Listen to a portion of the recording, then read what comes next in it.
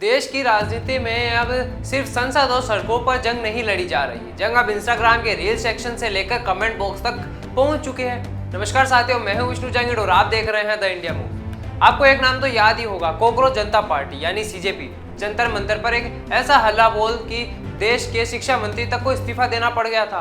लगा था कि शायद ये कोई एक दिन का वायरल ट्रेंड होगा, लेकिन नहीं, ये तो सिर्फ एक झांकी थी। असली पिक्चर अभी बाकी है।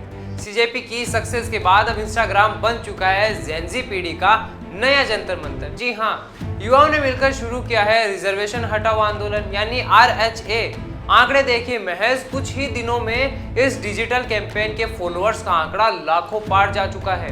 इतना ही नहीं, इसके अलावा रिजर्वेशन रिमूवल संघ RSS नाम से भी एक नया अकाउंट मैदान में आ गया है, जिसके फॉलोअर्स तेजी से बढ़ रहे हैं।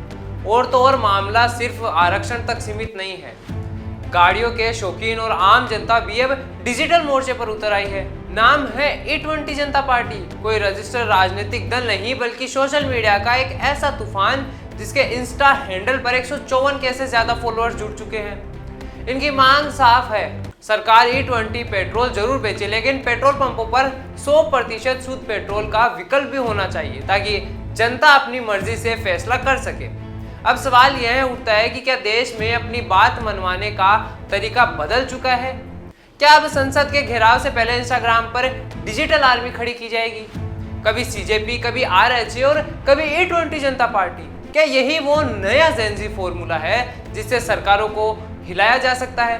कुछ लोग इसे लोकतंत्र की एक नई आधुनिक और टेक फ्रेंडली ताकत मान रहे हैं, जहां बिना किसी बड़े नेता के युवा खुद अपनी आवाज बुलंद कर रहे हैं। लेकिन बड़ा सवाल ये है, क्या यह हर संवेदनशील और संवैधानिक मुद्दे को इस तरह सोशल मीडिया में ट्रेंड पर चलाना देश के लिए ठीक है? क्या आरक्षण जैसे मुद्दे का हाल इंस्टाग्राम के फॉलोअर्स और लाइक से तय होगा, या फिर लोकतंत्र की मर्यादाओं के साथ ही कोई नया और खतरनाक खेल शुरू हो चुका है? वक्त बदल रहा है, तौर तरीके बदल रहे हैं। सरकारें अब सिर्फ सड़कों के नारे से नहीं, बल्कि इंस्टाग्राम के एल्गोरिथम से भी दबाव में आ रही है। लेकिन इस डिजिटल क्रांति का अंत क्या होगा? क्या यह देश को एक नई दिशा देगा या अराजकता की एक नई शुरुआत बनेगा? इस पर आपकी क्या राय है? आप हमें कमेंट सेक्शन में कमेंट करके जरूर बताएं, और ऐसी तमाम खबरों के लिए बने रहिए हमारे साथ।